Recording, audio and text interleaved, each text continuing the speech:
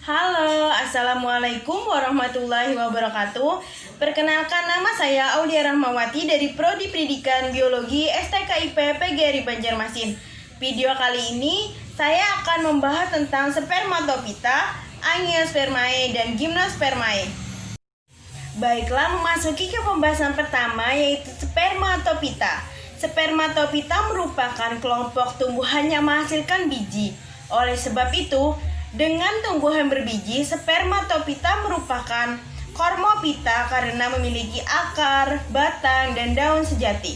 Spermatopita juga dapat menghasilkan bunga sehingga termasuk ke dalam antopita. Habitat spermatopita biasanya di darat, namun ada juga yang ditemukan mengapung di daerah perairan, contohnya teratai.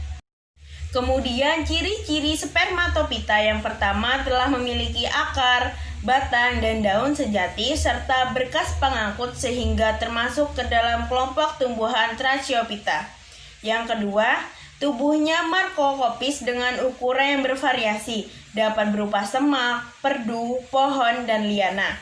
Dan yang ketiga, alat perkembangbiakan jelas antara jantan dan betina yang berupa bunga atau strobilus, dan dalam reproduksinya akan menghasilkan biji yang di dalamnya terdapat embrio. Dan yang terakhir, generasi sporopitnya berupa tumbuhan dan generasi gametopitnya berupa bunga. Baiklah, klasifikasi tumbuhan berbiji atau gymnospermatopita. Tumbuhan berbiji terbagi menjadi dua klasifikasi, yaitu tumbuhan berbiji terbuka gymnospermae dan tumbuhan berbiji tertutup atau angiospermae. Ya, di bawah ini merupakan contoh dari gymnospermae dan angiospermae. Kemudian perbedaan angiospermae dan gymnospermae yang pertama, pada bagian biji, pada gymnospermae bijinya terbuka serta bisa dilihat dari luar antara daun-daun, sedangkan angiospermae tertutup daun sehingga tidak bisa dilihat dari luar. Sedangkan pada alat reproduksi, pada jenis angiospermae, alat reproduksi yang digunakan strobilus, sedangkan pada jenis gymnospermae yang digunakan adalah bunga. Pada pembuahan, pada gymnospermae pembuahan terjadi yakni tunggal yang hanya terjadi satu kali pembuahan, sedangkan angiospermae terjadi pembuahan ganda yakni antara dua inti sperma yang melebur. Dan bentuk daun, pada angiospermae daunnya memiliki bentuk lebar dan pipih dengan susunan tulang yang bervariasi, sedangkan pada gymnospermae daunnya memiliki bentuk yang sempit dan juga kaku seperti halnya pada pakis haji. Perbedaan yang kelima yaitu pada ovarium. Tumbuhan gymnospermae tak mempunyai ovarium, sedangkan angiospermae memiliki ovarium berupa putik. Kemudian bagian akar, pada tumbuhan gymnospermae berakar tunggang, sedangkan angiospermae berakar variasi. Pada tumbuhan dikotil berakar tunggang, sedangkan tumbuhan monokotil berakar serabut. Pada bagian batang, pada batang tumbuhan gymnospermae berkambium. Kambium yaitu jaringan tumbuhan yang ada di silam dan floem. Sedangkan tumbuhan angiospermae batangnya ada yang berkambium serta ada pula yang tidak berkambium. Pada tumbuhan dikotil mempunyai kambium, sedangkan monokotil tidak memiliki kambium. Memasuki ke pembahasan selanjutnya yaitu gymnospermae. Gymnospermae merupakan tumbuhan yang memiliki biji terbuka. Berasal dari bahasa Yunani yaitu gymnos yang berarti telanjang dan sperma yang berarti biji. Sehingga gymnospermae dapat diartikan sebagai tumbuhan berbiji terbuka. Tumbuhan berbiji terbuka merupakan kelompok tumbuhan yang bijinya tidak terlindungi dalam bakal buah atau ovarium. Secara harfiah, gymnospermae berarti gym atau telanjang dan spermae tumbuhan yang menghasilkan biji. Ciri-ciri gymnospermae yang pertama, bakal biji tidak terlindung oleh daun. Yang kedua, batang dan akar berkambium sehingga dapat tumbuh membesar. Yang ketiga, mempunyai akar, batang, dan daun sejati. Yang keempat, bentuk perakaran tunggang. Yang kelima, daun sempit, tebal, dan kaku. Dan yang keenam, tulang daun tidak beraneka ragam. Yang ketujuh, tidak memiliki bunga sejati. Yang delapan, alat kelamin terpisah. Yang kesembilan, struktur perkembangbiakan yang khas biji dihasilkan bunga atau purunjung.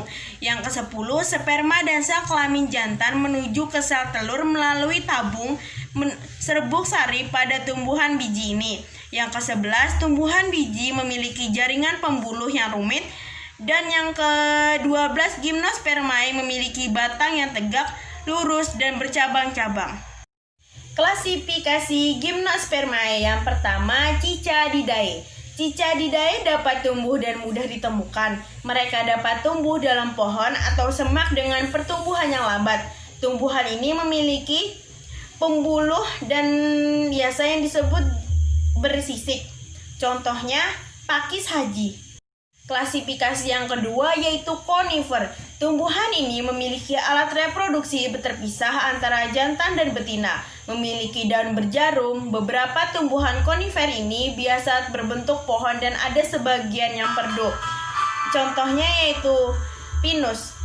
Klasifikasi selanjutnya yaitu Ginkgodidae. Tumbuhan ini berasal dari Cina. Tumbuhan ini berupa pohon besar yang ketinggiannya mencapai lebih dari 30 meter. Daunnya bertangkai, panjang, dan lebar, menyerupai kipas dengan belahan yang berlekuk pada bagian dalam. Tulang daun menggarpu. Tumbuhan ini berumah dua atau alat kelamin tidak bergabung dalam satu pohon. Memiliki biji yang berkulit keras, berwarna kuning, dan berukuran seperti kelereng. Dan pada bagian biji kulit luar keras dan berdaging. Klasifikasi yang selanjutnya Genetophyta. Tumbuhan ini mempunyai strobilus jantan yang tersusun secara majemuk, daunnya berhadapan. Seluruh pembuluh ada pada kayu sekunder. Alat kelamin berumah satu, letak bunga jantan dan betina terpisah. Kemudian bijinya berbentuk bulat setelur serta membuat menjadi merah setelah masak, contohnya melinjo. Dari Gymnospermae, yang pertama Liliaceae. Contohnya Lilium longiflorum atau lilia gereja, gloriosa, superba atau kembang sungsang. Yang kedua, Amaryllidaceae atau Agava cantala atau kantala, Agava sisalina atau sisal. Kemudian, famili Poaceae, Oriza sativa atau padi, Zeamas atau jagung, Andropogon sorghum atau cantel, dan Panicum miliaceum atau jawawut. Masuki pembahasan selanjutnya yaitu Angiospermae. Angiospermae adalah tumbuhan yang memiliki biji tertutup. Angiospermae merupakan salah satu tumbuhan berbiji selain Gymnospermae. Spermae terbagi menjadi dua, yaitu dikotil dan monokotil. Tumbuhan berbiji dikotil sering ditemukan yang memiliki bagian bunga atau kelopak, benang sari, dan putik. Daun berbentuk jaring. Jenis tumbuhan dikotil contohnya Eorebiaceae atau singkong, karet, dan puring. Yang kedua, Leguminosae, putri malu, petai, flamboyan, dan kembang merak. Yang ketiga, Solanisae atau kentang, terong, tomat, cabai, dan kecubung. Yang keempat, Rutaceae, contohnya jeruk manis dan jeruk bali. Yang kelima, Malavaceae, contohnya kembang sepatu dan kapas. Yang keenam, Myrtaceae atau cengkih dan jambu. Yang ketujuh, Compositae atau bunga matahari, bunga dahlia, dan bunga krisan. Kemudian, pada monokotil merupakan tumbuhan yang memiliki biji tunggal yang terbelah jenis atau hanya berkeping satu. Jenis tumbuhan monokotil terbagi menjadi 5. Yang pertama, Graminae seperti padi, jagung, bambu, rumput, tebu, dan gandum. Yang kedua, Palmae, kelapa, rotan, kelapa sakit, aren, dan salak. Yang ketiga, Zingiberraceae atau jahe-jahean, kunyit, dan lengkuas. Yang keempat, Bromeliaceae atau nanas. Dan yang kelima, Musaceae atau pisang ambon, pisang kipas, dan pisang hias. Baiklah, hanya itu yang dapat saya sampaikan. Salah hilap mohon maaf. Wassalamualaikum warahmatullahi wabarakatuh.